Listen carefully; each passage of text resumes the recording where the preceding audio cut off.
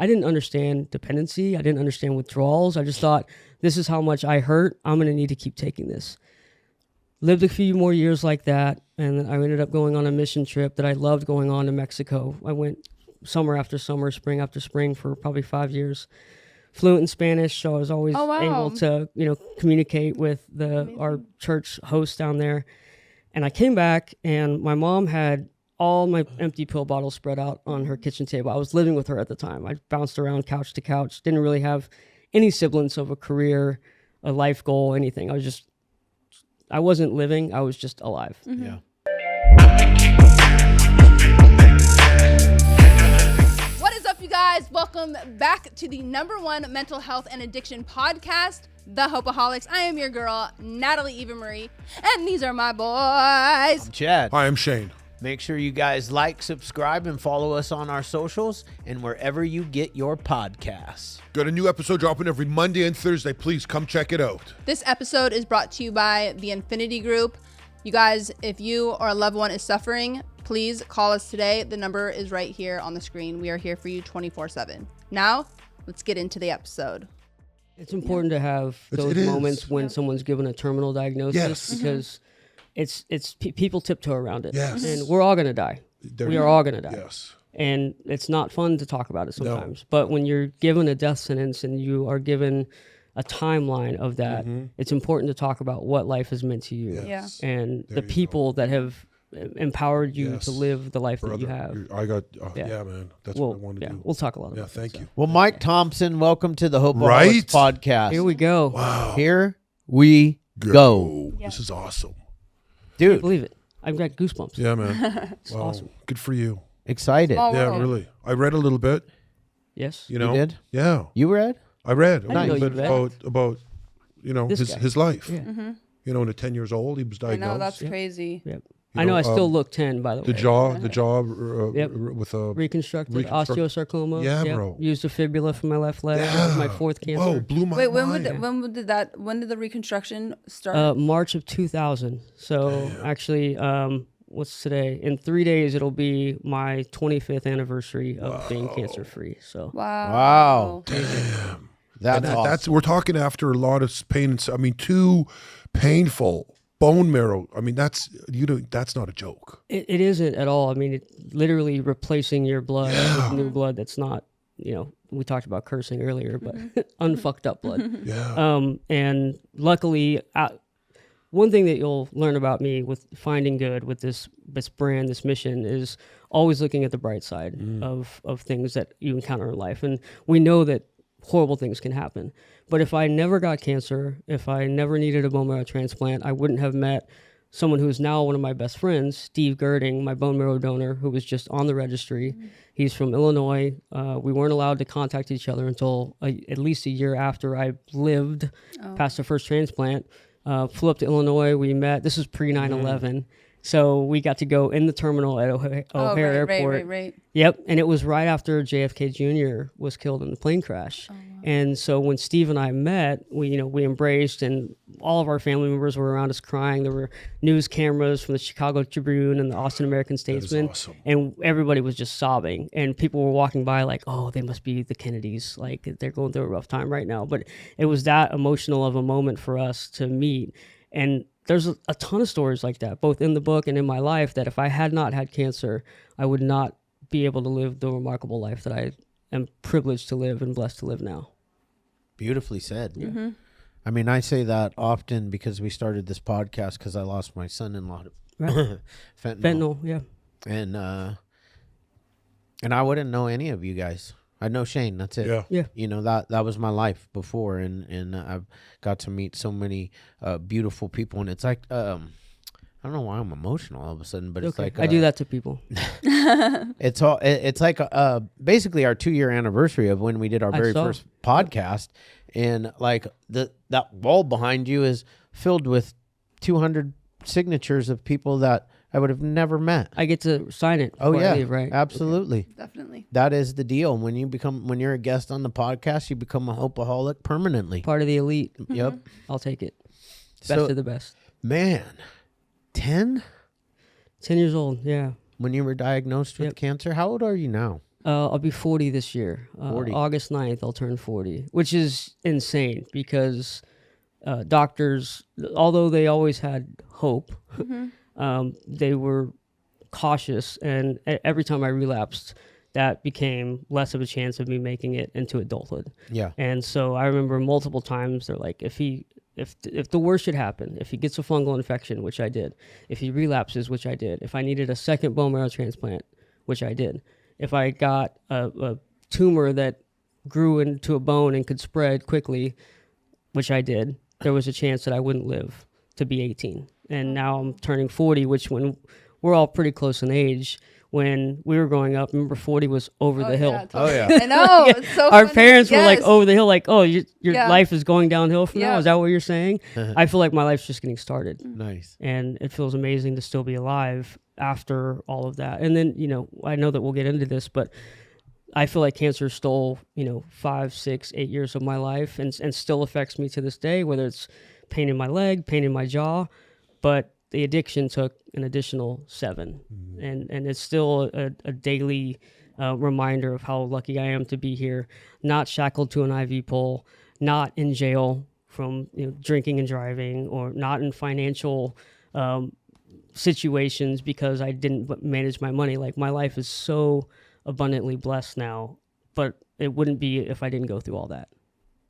But it all started when I was 10. Do you have any siblings? I have 2 older sisters. Yeah. So how was it for them Horrible. watching you, because you were 10 years old, their baby brother, and I couldn't imagine like seeing. I feel like anything with a child is magnified, and almost, not that it makes it worse than someone that is of age, but it just is like there's some innocence that is just It's stolen. great. Yeah. Yeah. I'm going to add on to that because I had a friend that had 2 kids, 2 boys. One had cancer, one didn't. They focus so much on the boy with the cancer that the other child strayed. Shane, you said it. So that's what I was perfectly. going to ask. The story that I always tell is when I was going through my reconstruction. This is March of 2000. My middle sister, Amanda, my older sister's Tara. She's 10 years my elder. And then Amanda's 4 years older than me.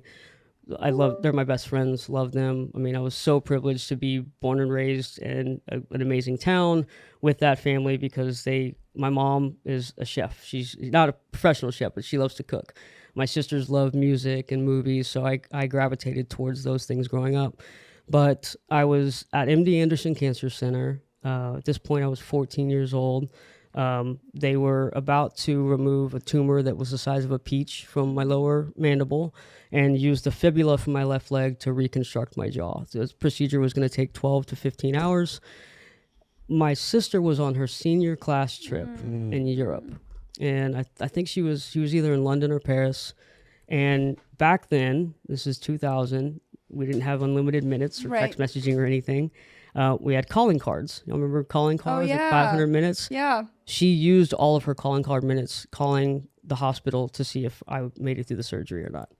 And I can just distinctly remember, Shane, to your point, I had doctors and nurses and counselors and really tons of family members and friends waiting on me hand and foot, giving me pain medicine when I needed it, making sure that my urinal was changed. If I had to go to the bathroom, they'd help me, literally wading through my blood, sweat, and tears. And yet my sisters were left to fend for themselves. Not, they had support systems also, but to not only have to watch your brother, Natalie, to your point, dying, but also live a normal life is impossible. And that's another thing that I love about the Hopeaholics is just it focuses on the family, the familial aspect of addiction and cancer or whatever challenge you face.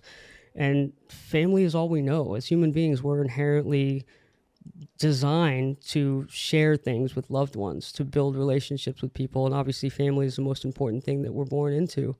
And so I can't even imagine the strength it took for them to live their own lives while their baby brother was fighting for his. Yeah.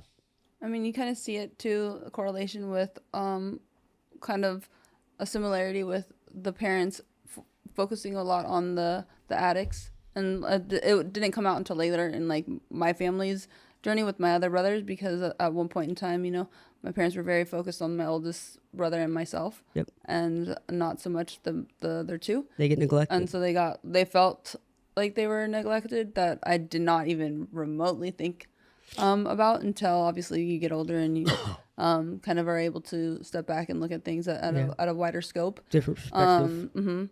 So it is one of those things where there's not like what do you do? There's not a guidebook for it. Yeah. Totally. And I think y'all are writing the guidebook, specifically related to addiction. But that is one thing that I hope Finding Good, the book and the podcast, and really just everything I do in life, is some sort of a guidebook, a support system, a resource for people to navigate, whether it's cancer, whether it's addiction, to navigate those processes. Because JB, my producer, and I were flying here, and we ran into Mark Maron. And, he's just released his documentary, and he was in Austin for South by. We were on the same flight out here. And I went up, introduced myself, gave him a copy of the book, and he immediately read, the subtitle, and then he said, wow, like, you've been through a harrowing tale. I don't know if mine is as harrowing as yours. And I said, it's all harrowing. Like, to each person, it's different. Like, what I've been through might not be as bad or might be worse than what you've been through. And he just pointedly responded. He's like, yeah, you're right. It's not unique. It's just my turn. It's my time to go through it. And so when people face that, I hope that this and what you guys are doing is at the surface, ready to be activated to say, I never wanted this to happen, but now that it has, this is what I know. I know to do this to make it better, or to at least to navigate and get through it. Do you get your perspective and your strength from your parents? My mom, for sure. I mean, my dad, certainly. My dad was the breadwinner growing up. His insurance and really relationship to the city of Austin is kind of what kept me alive practically, with making sure that treatment was paid for. We never really wanted for meals or gas money or anything like that, just because the city of Austin and our circle of family and friends were always so supportive. But it was my mom who every single night was in an uncomfortable, not even a cot. It was an uncomfortable little couch love seat that didn't even fold out. Good for you. Good for her, man. Unbelievable. Special, man. Good for that. That's how it should be, bro. I remember seeing kids lucky. that were alone by themselves, 8-year-olds, 10-year-olds, 4-year-olds, because their parents had to work 2 jobs. Yeah. And so, Natalie, it was both, the strength of my dad to stay working a full-time job. He would stay with me on weekends. But the strength of my mom is just unfathomable. And as you'll read in the book, I open it with the surgery and waking up during a surgery, which was just horrible. And on the other side of that, she was just asking me, like, do you want to live? Do you want to be alive? And early on in my cancer, I asked her, is this going to kill me? And she said, Mike, I don't know, but I'm going to do everything in my power to make sure that it doesn't. And then fast forward through all of the cancer, the addiction, everything that I put her through, she's still so resilient. She's still right there waiting for me. It's kind of like when you talk about like a relationship with God. No matter how far you think you're walking away, as soon as you turn around, he's right there. Oh, yeah. And that was my mom. Like she is 5 feet tall, and yet she's the strongest human being in the world to me. So yeah, I think a lot of my resilience comes from her ability to push through things. And the 3 tenets of Finding Good that I've self-identified are, first and foremost, be positively selfish. You can't give 100% unless you are 100%. Mentally, physically, emotionally, take care of you so that you can take care of others. It's like the oxygen mask on the airplane. Yeah. Don't become a liability. Yeah. 2, surround yourself with good people. As addicts, we know when you go to treatment, come out of rehab, you need to change your people, places, and playthings. For me, distancing myself from people that didn't add to my cup as much as surrounding myself with people that did is super important. So that's the second tenet. And then if you do the first 2, be positively selfish, surround yourself with good people. In my opinion, the most important one is to leave the world better than you found it. I don't know what my mission, purpose on earth here is, but something that is a sustainable form of purpose and meaning for me is uplifting my fellow human being. And you don't have to start a charity. You don't have to launch a podcast. You don't have to give all your money to a nonprofit. Just holding a door open for someone, Being you know, not flipping someone off if they cut you off in traffic. Maybe they're Shane. trying to, well, I'm an aggressive driver, so I can admit It's a tough one. I get frustrated with people going slow in the left lane, but maybe they just got fired or something. Yeah, I don't care. Like, I don't either. care. I still grind them up the ass and honk. When my wife hears this, she's going to look at me and roll her eyes because she knows how aggressive a driver I am. I'm just trying to get from point A to point B. Or maybe they just got diagnosed with terminal cancer. I had a thing on my truck Exactly. saying if I pass you on the right, you're an idiot. My wife made me take it off. Oh. Yeah, she said don't call people idiots. Why I not? mean, I think didn't you ask her. can. I think you can call them idiots if you are open to helping them realize why. Yeah. You're in the exactly. I'm doing you a favor, You're an buddy. idiot, You're but an I can idiot help you not because be. because you're driving in the fast lane. Yeah. Going slow. 165. I don't understand those people, but I don't care. Yeah. Anyways. Not By the way, we're talking about very profound stuff. Talking about aggressive driving is going to be what goes viral. in Right. this Conversation. That's just how life works. Yeah. We're talking about really important stuff. Yeah. And people are going to be The like, internet. yes, what Shane said. Oftentimes, man, it's like, yeah, he's our wild card. We're still hoping to go really, really viral someday off of something stupid that he says or does. Awesome. I'll join you. Thank you. Yeah. I know you will. That's awesome. You know what? Yeah. I'm thinking you guys get. I'm thinking of the movie with Arnold Schwarzenegger and Danny DeVito. We should get suits. Twins. We should, Twins. bro. We should get suits. We should do something together. Twins. Yeah. Love it, man. Yes. I'm so happy right now. Totally I could. fell in love with this guy when I saw him downstairs, and when Yeah. I read about what A he lot went of people through. do. When I read about what he went through, because he's got fucking And on top of that, you're actually got balls, really man. a really good speaker. Really And good. You have a good voice. You're a really Great good speaker. personality. And you Man, you Am I make turning red? My make- face like Natalie's hair right now? Like, what's happening? You make people feel good because Yeah. like when you come back, so you'll come back to a point that Natalie, your said, perspective. yeah, yes, makes us feel And important. for real. Totally. I was gonna ask you because did you go back to college? Yeah. And what did you major in? Communication. I knew it. Literally a master in communication. Yeah, I You got the ring to prove it. I knew it. It's amazing. I was like, when you were talking right now, and you were coming back to Natalie's point and Shane, and I was like, he's got to have a degree. in But communication. anybody can do it. It's just being intentional and listening. Right. Yeah. That's all you have to do is give people time and attention. That's what you have control over. It's the only things you have control over in life are your attitude and your effort. If you can master those, you can do anything. You can become an entrepreneur. You can become an influencer. You can be a tech founder, whatever you want, an athlete, whatever you want, if you can control those two things. And that is 100% true when you're talking about relationships and people. Yeah. When you're listening, actively listen, look them in the eye, give them feedback, mirror them. I learned all these practical things in grad school, but they were exercises that I'd been doing since I was young, and that comes from my parents of like never wearing out your welcome and being polite. And There you go. I'm pretty sure the reason why there's a lot of reasons why I'm still alive, but if my mom had not communicated with doctors and For written sure. letters to insurance companies Absolutely. and Stay diligent on top of them. diligence, fought tooth and nail to say, this is my son. Yes. You're telling me that you're not going to cover his life-saving bone marrow transplant. This Yep. needs to change. She was your advocate. Yes. She went And back. now, specifically in Austin, but all over parts of the country, and I believe the world, bone marrow transplantation for blood cancers and other pediatric cancers is now covered largely by insurance. Wow. There are some things that we missed that fertility, I can't have kids naturally. Obviously, adoption is certainly an option, but now in Texas, at least, we have a bill that insurance companies have to cover fertility preservation.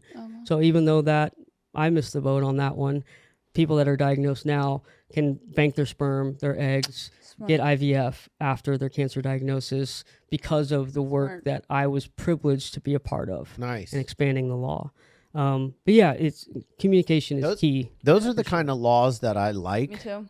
I don't like the All the other ones? No, they just sit up there and make stupid laws, and then they forget to get rid of ones from like 1870 that don't apply anymore. Yeah. It's like all the people that are incarcerated for a little bit of cannabis. Yeah. Their lives are ruined because of some outdated, antiquated law. Yeah. When were you done with like your last surgery? So when, because Well, basically then did you even have the middle school, high school experience, or not at all? Because you were kind of walking through this. it was an abnormal experience. Off and on from 5th grade, I was in and out of class. I had homebound teachers come to my house when I was at home or in treatment. When I was able to go back to school, my teachers are amazing. Let me do kind of like these accelerated programs. So I fortunately did not fall behind. Like I graduated high school on time, but the first year of college, my freshman year in 2003, was when the drug addiction really started to kick in. And I had 3 dental implants down here, no teeth down here at all for a while. So the whole right-hand side of my face dropped. And as it started to drop more and more, the teeth especially, it just caused pain, just discomfort. You all have had dental operations, procedures before. They're terrible. And then an implant got infected. So they had to go in and do a surgery then. I'll promise I'll get to your question, Natalie, about surgeries. But the solution back then was, let's go to pain management. Let's manage the pain. How do you manage the pain? We'll give you pills. Yeah. And so it started out with, take a Vicodin every 4 to 6 hours. Let's sprinkle in some neuropathic pain meds like gabapentin. We'll give you a Xanax to keep you calm. We'll give you an oxycodone for when the pain gets really bad. So I would go to pain management at MD Anderson, excuse me, and I'd go home with 450 pills. It's crazy. And I'd go back a month later. Hey, how is it working? I mean, I guess it's working. I don't feel pain. I didn't feel anything else. Yeah. I didn't feel joy, sadness. Didn't feel anything. I was numbed up. And that started in late 2002, 2003. My last surgery related to cancer would have been probably a follow-up from that surgery that you'll read about in the book. Okay. My last actual surgery, unrelated, was 2 years ago when they finally fixed my jaw. I had this accelerated osteogenic orthodontic surgery where they take a vibrating saw and they cut incisions in your bone between each of your teeth. And then I had braces. And then I had an amazing oral surgery team, an orthodontist, a prosthodontist, and a periodontist. And they screwed in a surgical screw into my cheekbone right here. And they tied a wire around that and the top of the braces here and literally pulled it up. And that, I guess that technology or practice wasn't available back when all this stuff was happening. Maybe I could have foregone being addicted to drugs for so long if that were the case. But if I hadn't gone through the drug addiction, I probably never would have became an Ironman world champion. Never would have gone and done cool things like summiting Kilimanjaro. Certainly never would have gone back to school. And so all those things somehow happened for a reason. Yeah. But yeah, my last cancer-related surgery would have been 2 weeks after the big one. And then I've had a bunch of surgeries since then. But in total, I've had about 90 surgeries in my life. Wow. Yeah, it's a lot. How long was did your addiction go for, and how did you get through it? Started, like I said, in late 2002, 2003, and not a day went by. I think about this often. Not a day went by from 1995 until 2008 that I didn't have some foreign substance in my body. When I really started to notice I was addicted was probably 2005, 2006. My older sister Tara and her husband Bill were stationed in Marine Corps Base Kaneohe on Oahu, and it was my first time to go to Hawaii. I went with Amanda, my middle sister, and my mom, and I was excited, but I was also worried because the timeline of going coincided with me needing a refill of specifically of the Norco. So I was taking 2 Norco 5 times a day, which is somebody Shane's size should be taking that. Maybe not even that. Like I was maxed out. And I think I only had like 10 pills to last me for 5 days. And so when I was there and I ran out, I remember sitting on the beach, shivering from a cold sweat, and had a stomach ache and nausea and a headache, and my jaw was intolerable in terms of pain. And I thought, this is what I feel like when I'm not taking drugs. This is my life now. I'm going to have to take drugs. I didn't understand dependency. I didn't understand withdrawals. I just thought, this is how much I hurt. I'm going to need to keep taking this. Lived a few more years like that, and then I ended up going on a mission trip that I loved going on to Mexico. I went summer after summer, spring after spring for probably 5 years. Fluent in Spanish, so I was always able to, communicate with our church host down there. And I came back, and my mom had all my empty pill bottles spread out on her kitchen table. I was living with her at the time. I bounced around couch to couch, didn't really have any semblance of a career, a life goal, anything. I wasn't living, I was just alive. Yeah. And she had all the bottles spread out, and I kept the bottles because the pain was cancer related, and anything that was cancer related was covered by the Children's Organ Transplant Association. So I got reimbursed for every copay that I paid. So at the end of the year, I'd bring all the pill bottles, tally up the receipts, send it in Dakota, and get, whatever the copays were for. It's like a $10 copay for 300 Vicodin. So I'd get, $400 or $500 at the end of the year reimbursed. And so she looks at me and she's like, "Are you taking all of these?" And I was like, "Yeah, as prescribed." "Are you in this much pain?" "Yeah, I am. When I try stopping, I get cold sweats. I get nausea. I have the squirts. I have a headache. I have night terrors. Like, life fucking sucks without drugs." She researched and found that insurance would cover a trip to rehab for me because it was cancer related. She found a place in Kerrville, Texas called Starlight near Kerrville. And she set up a whole month for me to go. Staged an intervention with a couple of my close friends at the time. And for the first time ever, she made me realize how important it is to be positively selfish. She said, "Do you want to be free from this? Do you want to see what it's like to live life outside of drug addiction?" And I said, "Yeah, I want to do it for you." And she said, "Why don't you want to do it for you? You have so much promise in this life, and you're not living." She wasn't not proud of me. She wasn't disappointed in me. She just knew that I could be living a much more prosperous life. And so that was the first time I realized, yeah, I want to do this for me. I know I'm not an athlete, professional athlete like I thought I would be, and not an astronaut or a fighter pilot, but there's still a whole lifetime ahead of me. And most importantly, Emma Duke, Billy Davidson, Ashley Fenton, all of these kids that I knew had passed away. And what message am I sending to their families? And what am I giving to their legacies if I'm just going to give up and stay mired in the fog of addiction for the rest of my life? And because my mom, again, had stood up and was super strong for me, got me into rehab. After about 2.5 weeks, I finally stopped having a stomach ache. I started to smile again. And after a month, I got discharged, and it was the beginning of my second life after cancer and after addiction for, not having a foreign substance in my body for 13 years. And ever since then, I've believed that anything is possible.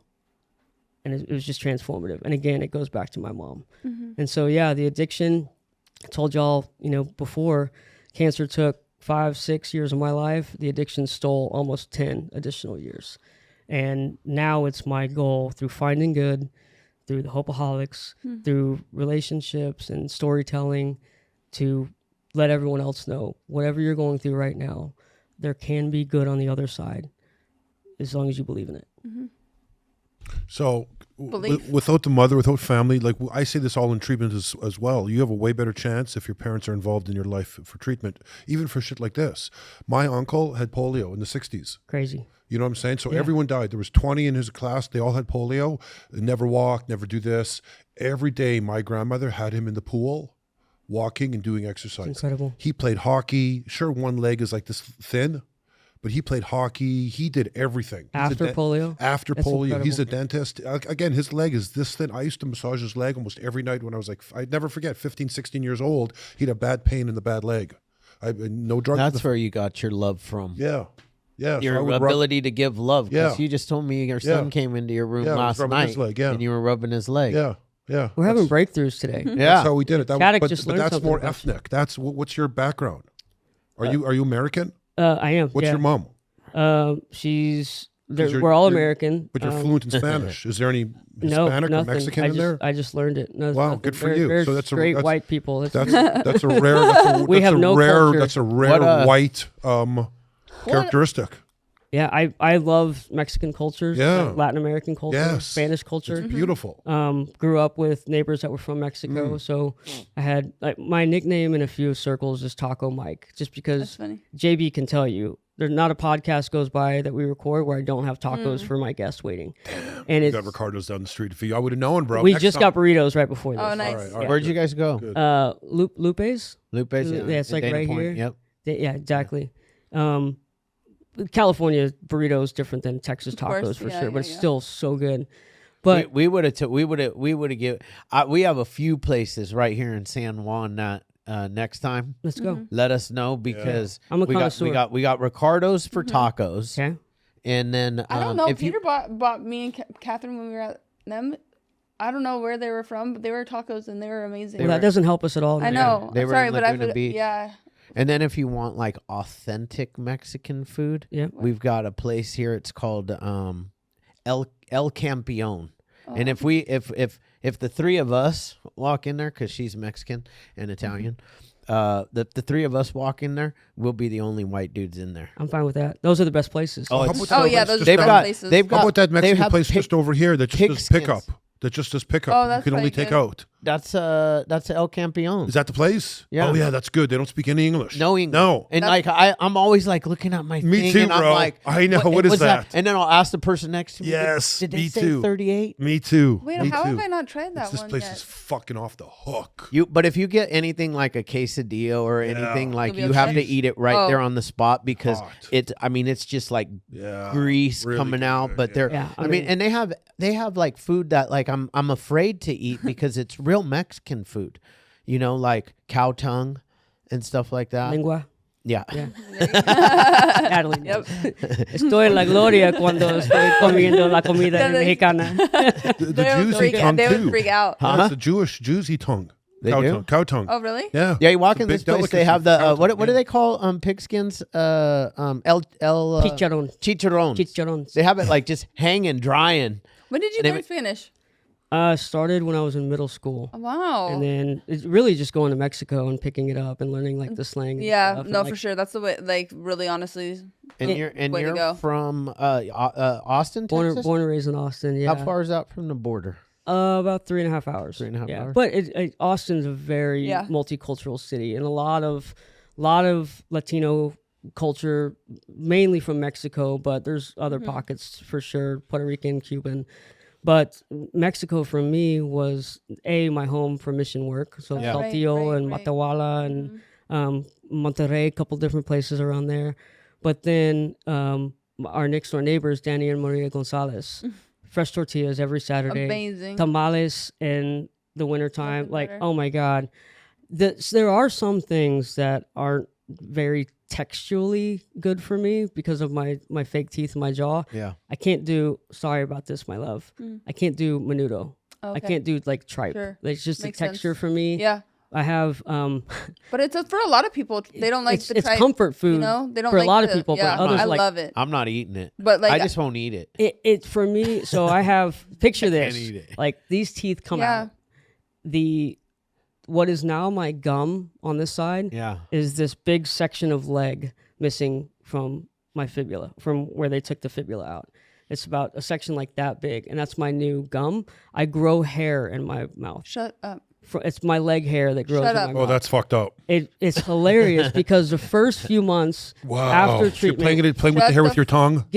my mom was like, use Nair. I'm like, I'm not gonna put Nair Oh, in that my is mouth. hilarious. So the first few months when I was able to start eating again after my jaw was unwired shut, we go to. I remember this one time we were at Chili's, and I got boneless buffalo wings, and I was eating them, and all of a sudden I pulled out, a hair like that Shut long, up. which looks like what? Yeah.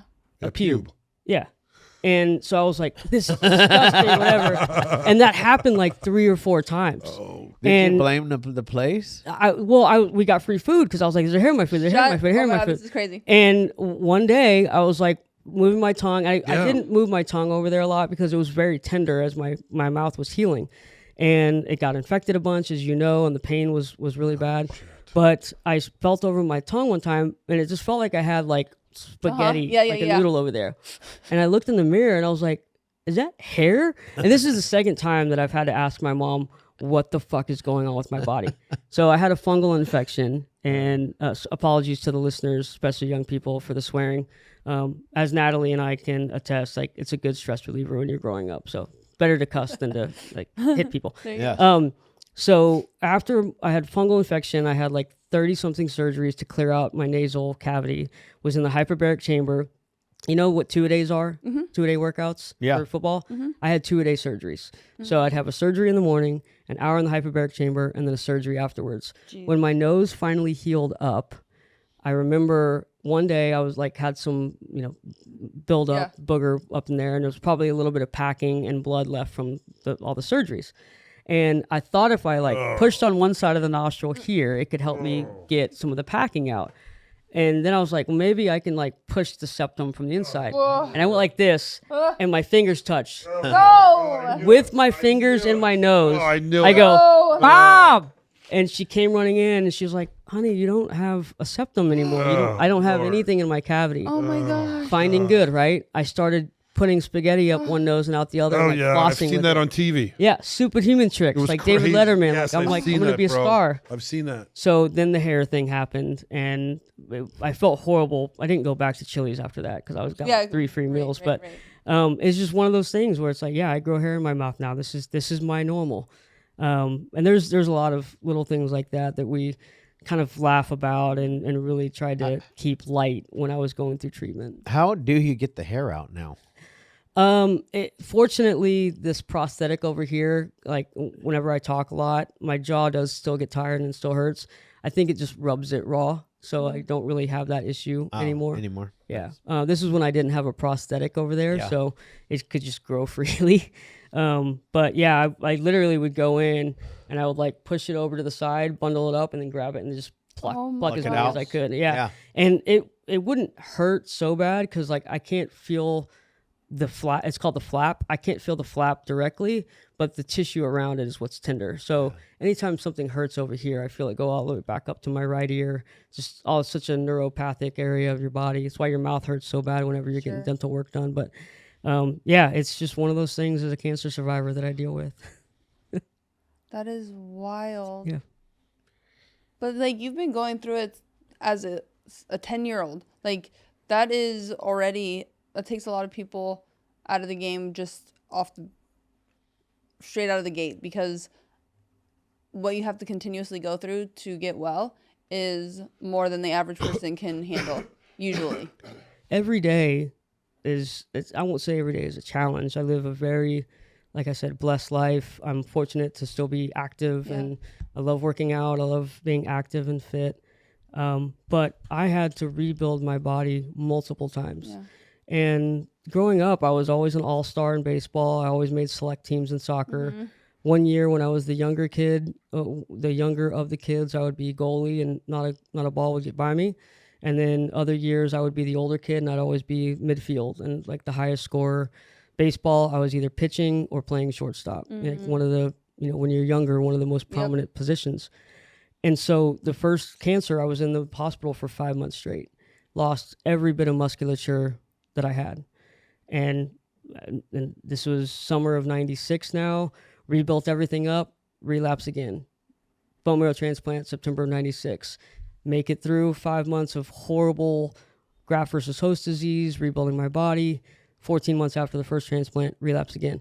And then again with the tumor. So constantly having to rebuild it. And it's that definition of insanity where you keep doing the same thing over and over again with expecting different results. When the tumor hit, I looked at my mom and I was just like, what do I got to do to prove that I want to be alive? Yeah. And as you'll read in the book, and if you're listening to this, I wrote the book and I want it to do well, but it really is a good book. It's a good story. Where can you get it? Amazon? Amazon, yep. My website, findinggood.co. Pretty much any online platform, but Amazon is the best. But I opened the book with the story of telling my mom that I was done, that I just wanted to give up. I'm going to tell this story now because I think it's important. Again, like Natalie, you asked about being that young. I was 14 when this happened. They finished the main surgery. I wake up 3 days later, and I've got tubes and wires running all over my body. I have a feeding tube that's threaded up through my nose, down into my stomach. My jaw is wired shut. I have a tracheotomy to breathe. I've got a drain right here that has a little like squishy suction. I've got a catheter in my chest. I have a catheter in my cash and prizes area, so I can go to the bathroom. I had a skin graft that was healing on my right thigh, and the fibula that they used from my left leg is how they reconstructed my jaw. So not every single part of my body hurt. And they realized that I've got an infection about 10 days after the main surgery. And so they've got to go in and clear out the infection. At first, I had teeth to about right here on the lower side. The infection prompted them to take out the rest of those teeth all the way up to the center line. They didn't want to put me completely under with anesthesia just because they weren't sure that my body could take another actual sedation like that. So they just gave me a cocktail of morphine, Demerol, and Versed. When I fell asleep, I was like, okay, this isn't going to be crazy. I'm going to wake up feeling fine. I woke up and it felt like that. I was like, that was super fast. So not only did they clear out the infection, but they were also going to move the feeding tube from my nose directly into my stomach. Because they'd put Pedialyte and Ensure in through my feeding tube, and it was always cold, and it always felt like I had a hock a loogie, and my throat was always sore. And so they're like, we can just put it directly into your stomach. In order to do that, they have to inflate your stomach. So I wake up, and I'm thinking everything is done. And I quickly realize that they haven't put it in the feeding tube yet. They don't know I'm awake. So I've got a cold washcloth over my eyes, so they can't see that my eyes are open. That's prevent my eyes from drying up. I'm shackled down because I'm not out. Remember, I'm sedated. So they got me like handcuffed to the bed. I can't talk. I can only make noise because my jaw is wired shut. And so I'm doing everything I can to like jostle back and forth to let them know I'm awake and to not stick me directly in the stomach. Before I can do anything, they start inflating my stomach with air. And because I'm awake, my gag reflex starts to kick in. And all of the Pedialyte and Ensure that I had a few hours before starts to come up and out, and I'm vomiting into my wired shut jaw, clogging my trach, my only source of breathing. Yes. Because they have my stomach inflated, they go ahead and put the feeding tube in. I feel every pierce going in my stomach. So at this point, they don't know that you're actually awake? What? They finally did know, and while they're doing it, they're like, he's awake, give him, hit him again. I remember that phrase, hit him again. Crazy. And so I could feel my adrenaline kick in. It was like a cold sweat, very heightened awareness type of thing, just straight adrenaline to my brain. And then the cocktail kicks back in. I fall back asleep. 3 days later is when they finally let me come out of the induced coma. And there was this little whiteboard, probably about this size, and it was like, smiley face on this end and a frown face on this end. And my mom asked me if I needed anything, and she asked if I, how I was doing. And I took a dry erase marker and I crossed out all the faces and I said, just let me die. 14 years old, body broken for the fourth time. No soccer, no baseball, no school, no friends. I was done. And like we've talked about, my mom, all of 5 foot 0 inches of her, she goes over to the corner and she picks up this big crate and she sets it on the foot of my bed. And I'm still immobile. I'm just looking down at her. And she said, I know you can beat this. You've got a great life ahead of you. Your family's here for you, but there's also plenty of people back home rooting for you. And in this bin were 700 letters from my classmates at Anderson High School that had said, keep it up. You're going to be home soon. We miss you. Life isn't the same at school without you. I had, early on in my treatment, 2 cancers before, I had given out locks of my hair to the girls in my classroom. And so they would all say, I've got your hair here. I need more. Come home so we can get more of your hair. And it was just one of those moments where I thought, yeah, I want to live, but I'm tired. I'm so sick and tired of being in pain. I'm so sick and tired of not having control, not having autonomy. As a teenager, what did I do to deserve this? And it was Mom, Barbara, Babs, I call her. It was Babs who took all this messaging, all this love, and all this hope and set it at my feet and said, don't give up yet. You're not done. And that's the journey of coming back to life. Granted, after that was all the drug addiction, but it was that moment when I thought, like, okay, as long as I have air in my lungs, as long as I have a life to live, I'm going to live it fully and intentionally. Nice. You know, sometimes you know, our addiction was a viable solution for a period of time until it's not, right? And couldn't have said it better myself. Yeah. And I actually, after hearing that story that you just told, and then knowing about your addiction after as well, though, you know, your addiction probably kept you alive for a few years to get through some of the really tough parts of your life. And then there was probably a good amount of years in there where it was killing you. And it was probably killing people around you. My question is, because I was just reading what Emily wrote in our little we get a little bio on you. Thanks, Emily. I mean, you've been through a lot, dude. And now today, where you're at, what does success look like to you? It really is just living every day according to my finding good tenets. Because of what I've been through, because of the people that I've lost. Another great example of how fragile life is my wife was married before, and sadly her husband passed away. He had type 1 diabetes. It was an incredibly tragic situation that he basically died in his car alone after slipping into a diabetic coma. Yeah. And we don't know when our time is up. As we were talking before the podcast, Shane and I were mentioning, like, we're all going to die. But when you're given a cancer diagnosis, or you're given, you know, a death sentence in the form of some ailment, it becomes real really fast. And so I've learned that I can have goals way down the line. You know, I have a ton of places that I still want to travel. The master's degree was certainly a goal down the line many, many years ago. I can't get there unless I get through this day successfully.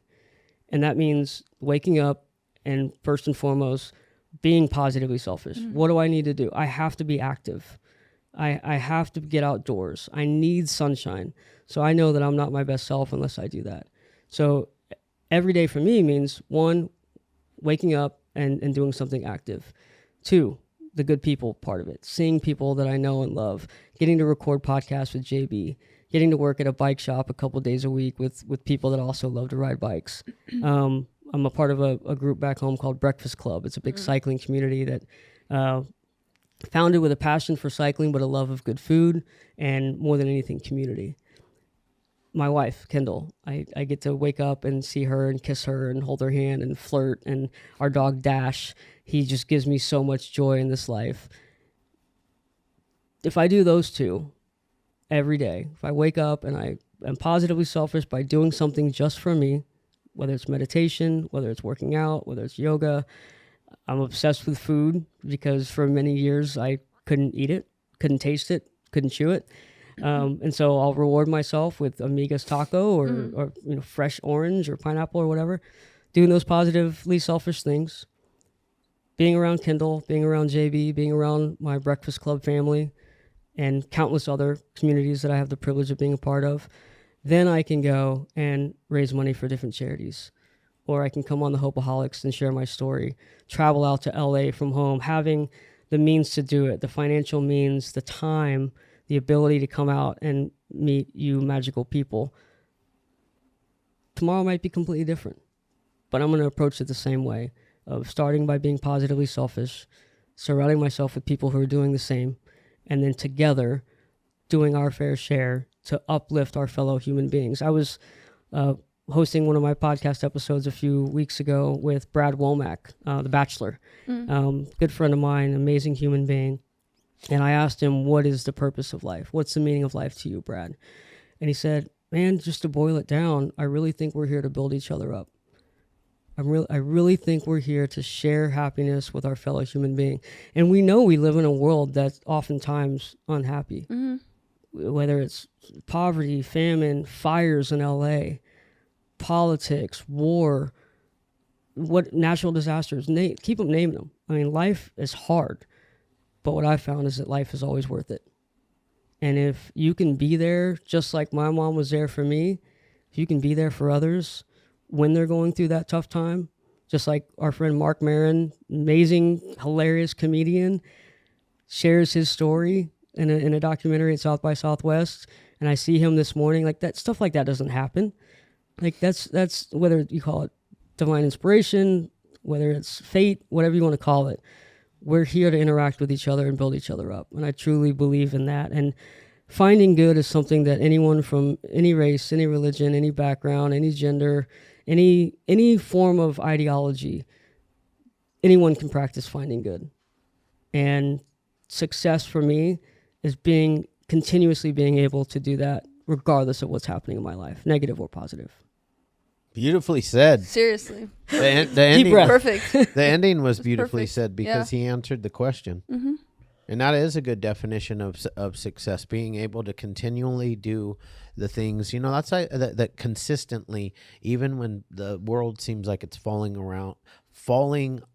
apart around you. Or if it's falling together. Or if it's falling together. It might seem like everything's going great. Sometimes when life is going great, you start to rest on your laurels. you forget to do those. Mm-hmm. Those are probably more likely because when times are hard, it's easier. like to be I'm God. I'm on my knees. Yeah, I'm too. like, God. Yeah, me too. It's me again. Hi. You know what's crazy about mine though is like when I'm like, this is something I say to God all the time. I say, I need you today more than I ever have before. The boy who cried wolf. Yeah, exactly. Like I say it Oh my God. all the time.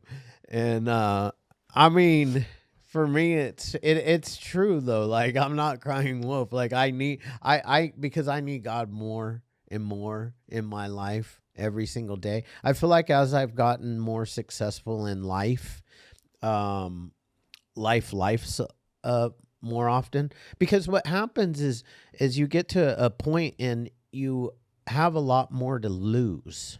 More responsibility. More responsibilities, more people that I'm responsible for. You're responsible for people right now with your messaging, with your story. We're not.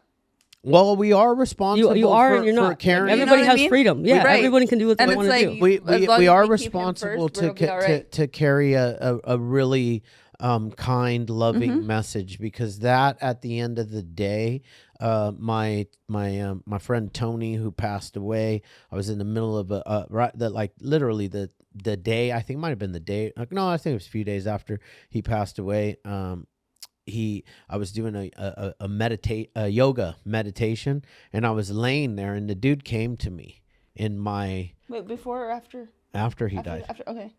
Yeah, and I'm in the meditation. Like a vision. It was like a vision. I see him. He's sitting on a picnic, like a picnic table in a beautiful field, and he's got a baby, and he's bouncing the baby on his lap. And he reaches over to me and whispers in my ear, and he said, "All that matters is love." Yeah, that's It's true. I mean, if you talk to any religious leader, the Pope, the Dalai Lama, like it all boils down to love. I mean, if you just pick up and read the word, it's love. Love is It's like, all about love. yeah. That's all it boils down to. We're here to love. Mm-hmm. There's a couple things that I want to just acknowledge. What Natalie said about us not being responsible. We're responsible for our messaging, Of course. but we're not responsible for how people react people to receive it. it. Exactly. All we can do is just hope that you can lead a horse to water. But you can't make him drink. Exactly. Amen. And so that's one thing. And I hope that the other thing too about my life is, and this is going to sound incredibly arrogant because it is I have a leg up on everybody. I've been through so much shit. I mean, I've looked death in the face in multiple ways and said, not now, not me, not now. And I know that plenty of other loved ones that I've had would kill to be here. And it's poor use of words, but they would, they deserve a chance at life far more than I can. And so knowing that I've been in those moments of despair, of withdrawing and being 5 days away from a refill, or sitting in a jail cell, withdrawing and being hungover from drinking and driving, or having my bank account withdrawn, waiting for that next paycheck because I spent it all on stupid shit. Shackled to an IV pole, wondering if I was going to make it on the other side of a surgery. I've been through all those things. So those are constant daily reminders for me that life is great right now. It really is. Even when it's shitty, life is great because I have the ability to continue to affect positive change in the world.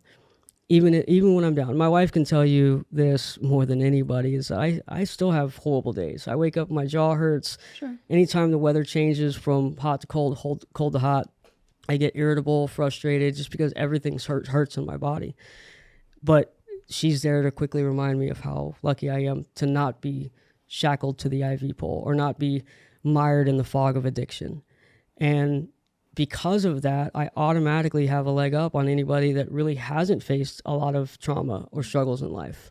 And I kind of feel bad for them because it might be that they don't have that profound appreciation for just living. And I want to go back to what you said. I call it the headache effect.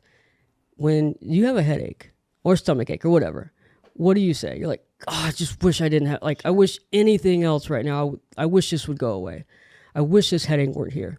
But when we're driving down the road and we don't have a headache, do we say, I'm so glad I don't have a headache right now? Nope. When our stomach's feeling normal, like when we don't have the squirts or cramps or,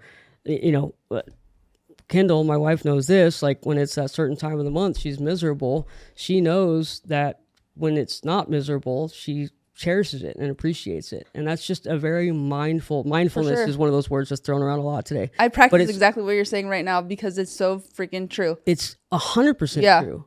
And again, like we can dispel all this information, but are people going to take it and heed it and implement it in their lives?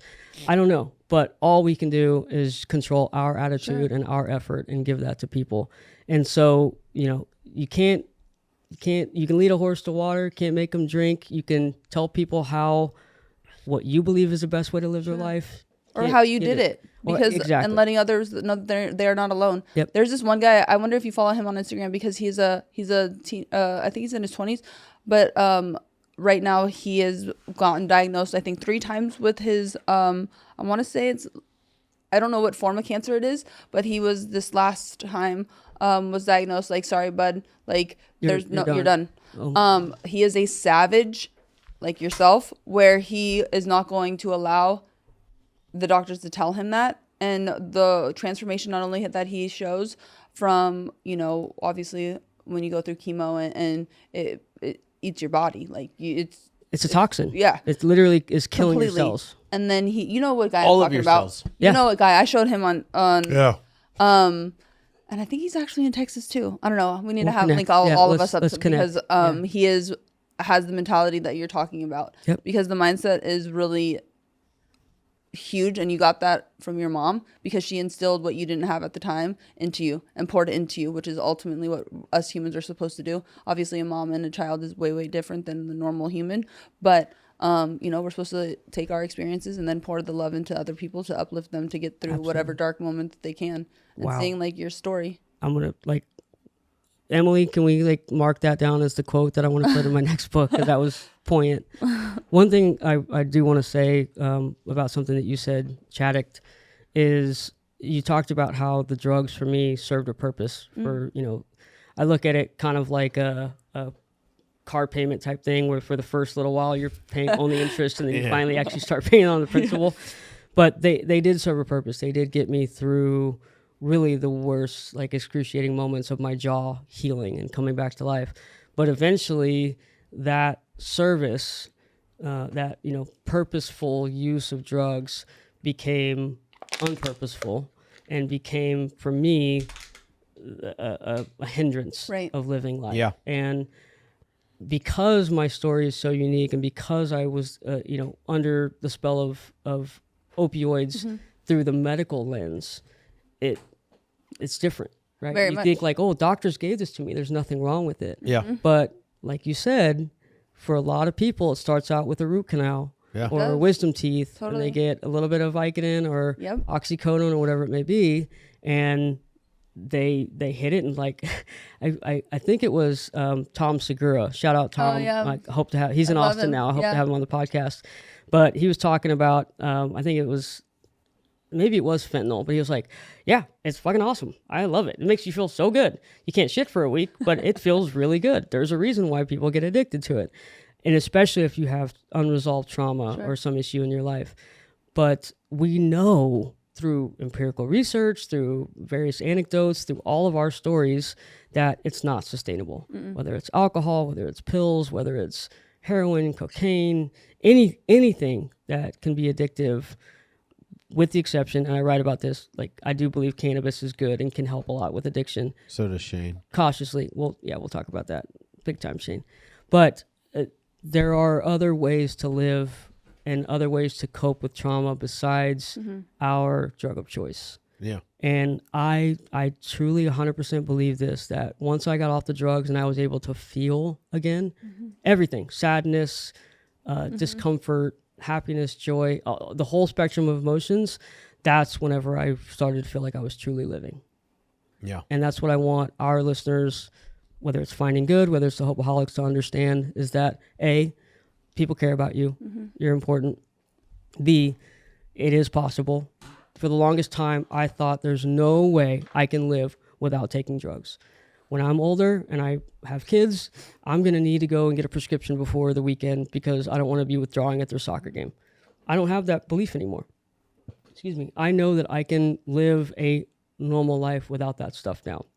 And if you're in the throes of addiction right now, it's probably going to suck when you come off those drugs. There's going to be a period of time, depending on how long you've been using, that you are going to feel like shit. But I guarantee you, if you can just get over that hump and just embrace the suck, if you will, the life after that is nothing but prosperous. Yeah. Amen. You want the pain now or you want the pain later? Because the pain now is less than the pain later. But way less. If you're That's a real, right. Big time. That's like what it's so true. the pain now. You want the pain now or you want the pain later, Shane? I like the pain. Get it over with. Bring the I like the pain. pain all the bring it time. hurt. Make it hurt. That's one of the things that I talk about a lot on this podcast is that it's actually easier to walk through the pain than it is to just sit and stay stuck in it, because when you walk through it, it goes away. The power of worrying is indescribable. And this is something that my granddad, actually Kendall's grandfather, he passed away in 2022, but he was playing golf the week before he died. He was wielding a chainsaw a couple weeks before he passed away.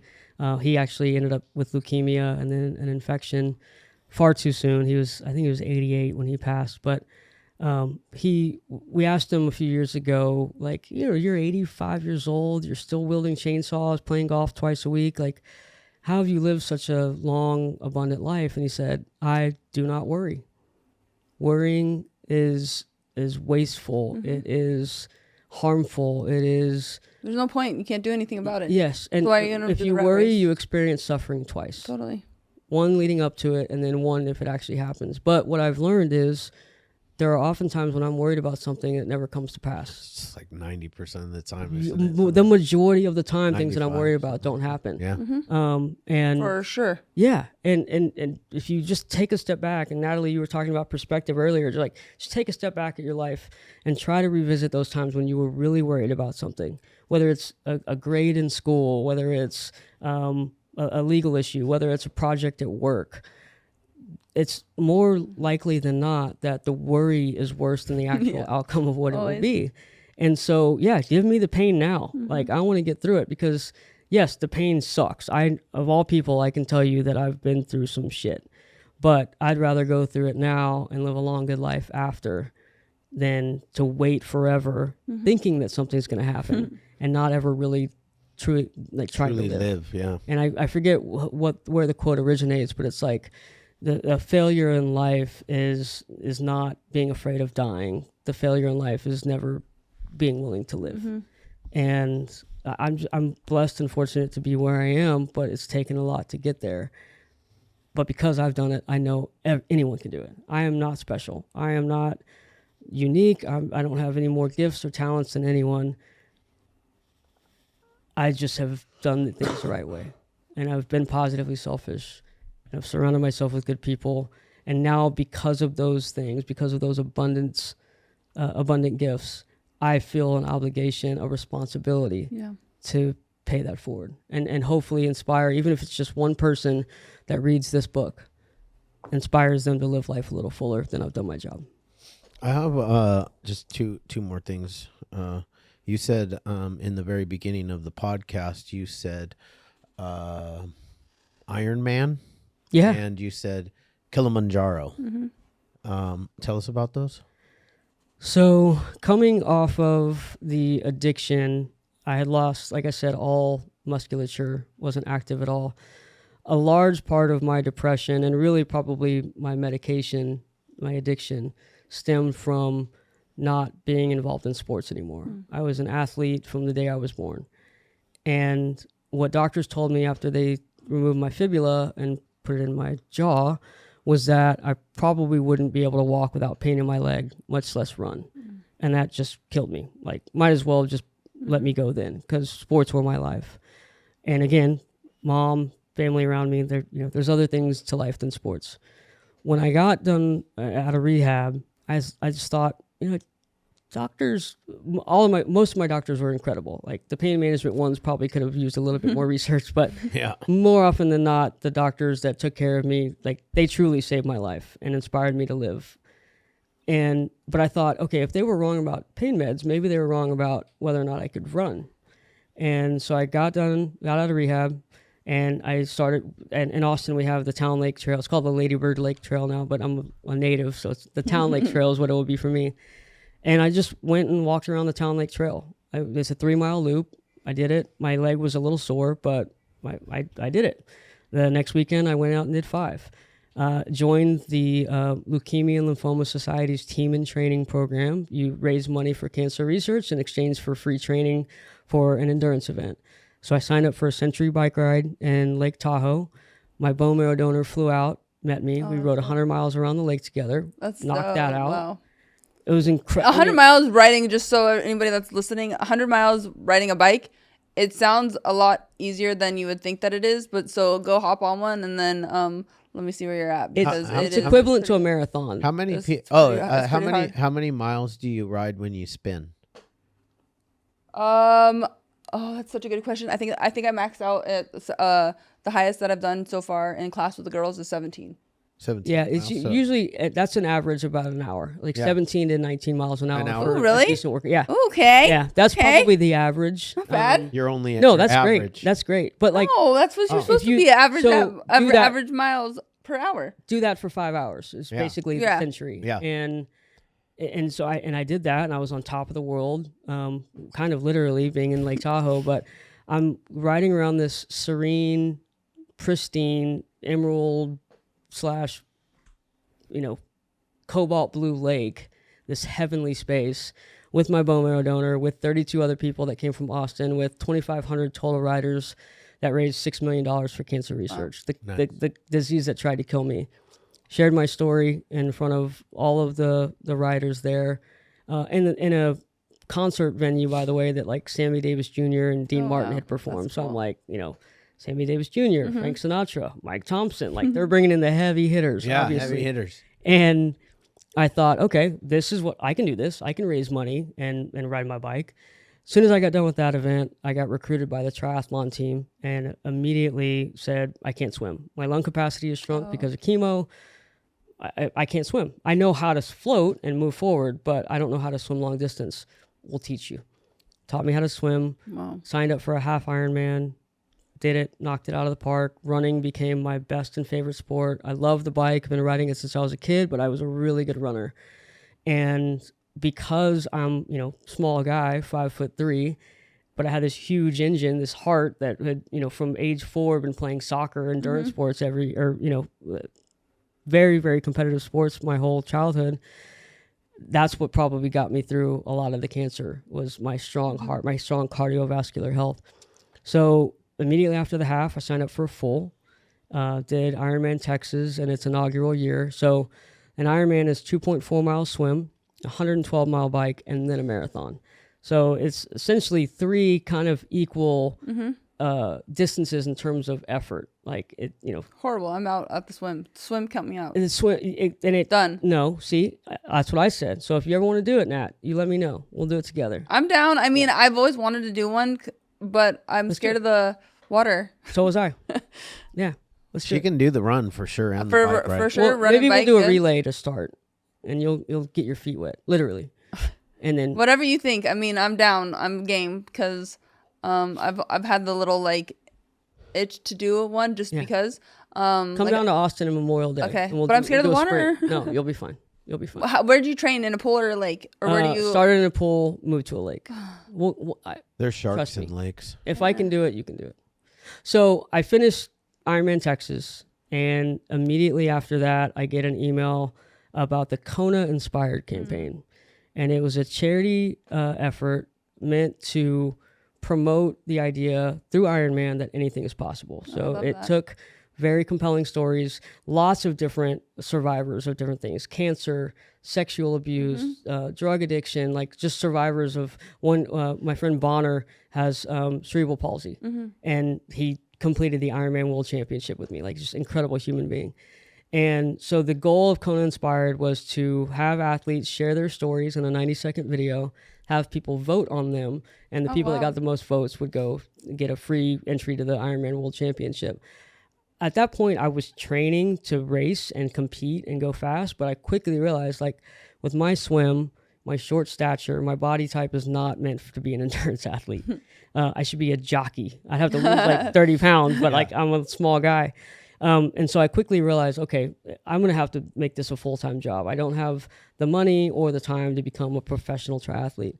So I made a video. My friend put one together for me. His name was Jose, made a video, and then all of a sudden had 250,000 votes, and I won a trip to the Ironman World Championship. Ran it, completed it about 2.5 hours faster than my first one. Ran... The marathon was so smooth. It's on the big island of Hawaii, incredibly hot, incredibly windy. And I just had this attitude of I'm just going to go and leave it all out there.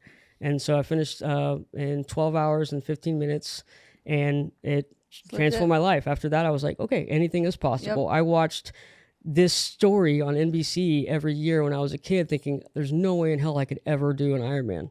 And I just finished the Ironman World Championship. Fast forward 3 years. I was raising money for Livestrong Foundation. And growing up, I had met Lance at a very young age. He came to the hospital. And of all the kids that got to meet him, I'm the only one that's still alive. And he was actually scheduled to do the Ironman in Hawaii that same year before he got all the sanctions and stuff. But Livestrong had always been there for me as a charity. They got me health insurance when no other insurance company would cover me because of my pre-existing condition. Of no fault of my own, but I just couldn't get health insurance. So I wanted to give back to Livestrong, and they were doing an event called Survivor Summit, a trip to Africa to climb Kilimanjaro. You had to raise $10,000 for Livestrong to go. I did it. I joined 14 incredible people, many of which are still some of my best friends. And we did it. We climbed the world's tallest freestanding mountain. After that, we spent 3 days on safari at the Ngorongoro crater and Lake Manyara. It's a life-changing, transformative place. As somebody that grew up watching Discovery Channel, dude, I know. I wish my life could be narrated. Did you hit the place where Queen Elizabeth went up Yes. the prince and Yep. came down the Queen? The tree house. Yes. Incredible. Man. Like Lion King I shit. know, right? The feeding is right there. It's unbelievable. I know. Like watching hyenas and lions walk with blood, pink stain, like Natalie's hair colored cheeks because they just fed. Good times. But if there's ever a documentary or a movie made after my life, I hope that Sir David Attenborough is still alive so that he can narrate it like with his voice. Yeah. Did you see the Maasai? On the Serengeti. And the Maasai, you ate with Maasai. Saw the Maasai warriors. Yeah, they're dressed in like the red, royal blue and gold and royal red garb and sandals and spears, and it's unbelievable. But those 2 trips proved to me that I could have fun and be positively selfish and still pursue selfish endeavors while also giving back. Totally.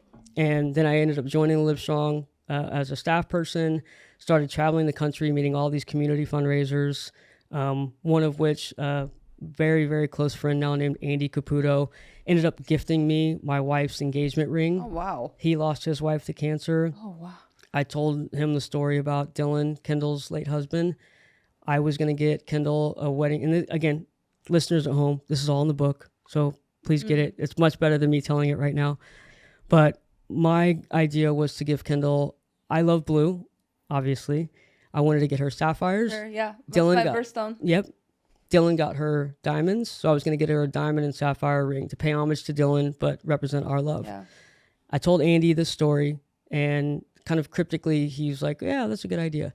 Came downstairs an hour later before I'm leaving his house in Connecticut and says, I want you to have this. Allie, after she passed away, Andy said, I gave away all of her costume jewelry except for 3 things. My wedding ring, this necklace, and this. And he pulls it out, and it's a 5-stone alternating diamond and sapphire white gold ring that Allie designed, never got to wear before she passed away. And he gifted that to me to take home and propose to Kendall. And that all happened, again, if anything that's in the not succession, God, I don't know. That's what I'm saying. Like, if anything in the succession of my life, whether it was the cancer, whether it was the addiction, whether it was Ironman, Kilimanjaro, if any of those things had been out of sync, I wouldn't have met Andy. I probably wouldn't have met Kendall, and I wouldn't be here talking to you today. And so while, yes, a lot of it sucked, there's been so indescribable blessings in my life since then. And so just, I know we can talk about this stuff forever, but if to anybody listening, if you're struggling through something, life happens, but life may not always be easy, but it's always worth fighting for. Yeah. Thanks. It's crazy, man. We had a girl on the podcast. I can see her signature right there. It's always right there. Mandy Horvath. Yep. And right on top of Mike McKim, my guy. Yep. Right on top Shout of out to Mike. She had an accident on a train track, lost both of her legs. Oh my God. Above the knee, and she climbed Mount Kilimanjaro. Oh Yeah, my she God, did. I just got goosebumps all did. over. See, it's stuff Our like minds that. limit ourselves. Yeah, We it do. does. You know, the mind is the most powerful tool that we have. and having people like you and people like her who have fought through adversity to do incredible things.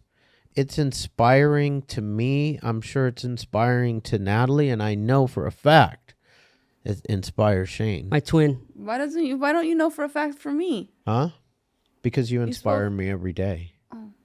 That's nice. I would take that one. Nice. I'll take Yeah. it. But they say the I don't- grass is always greener. It's not. Sometimes the grass is brown. Sometimes people don't have any grass. Totally. Yeah. And that's why I still have all of my limbs. I got grass. I know you have I grass. got good grass. I do have good grass at Does home, by the way. the Toy shed. it's the grass match the? Or Oh my gosh. Yeah, the grass Thank matches. you so much Grass for coming on matches- the grass podcast. matches curtain. It was absolutely Yeah. amazing. You're Good time. amazing. And Natalie, close us out. yeah, exactly. I'm like, hey, on that's Yeah. my cue. I mean, but we for- can go. No, on. we're not. But everybody can grab your book. It's out now, right? Yeah, it's Okay. out. It's out on Amazon. Amazon Finding Good. Also find it on my website, www.findinggood.co, not com. .co. And then follow me on Instagram Yes. at Mike Thompson X4 or at Keep Finding Good. That's where the Finding Good podcasts and events can be found. But to each of you, including the team behind the scenes, love you guys back there. Thank y'all for having me. This has been absolutely remarkable, and I think there's only good things to come from our relationship and partnership and the work that we're Absolutely. doing. Incredible, man. Thanks for thank coming you so on. much. Love you guys. Appreciate Keep finding you. good, y'all. Yes.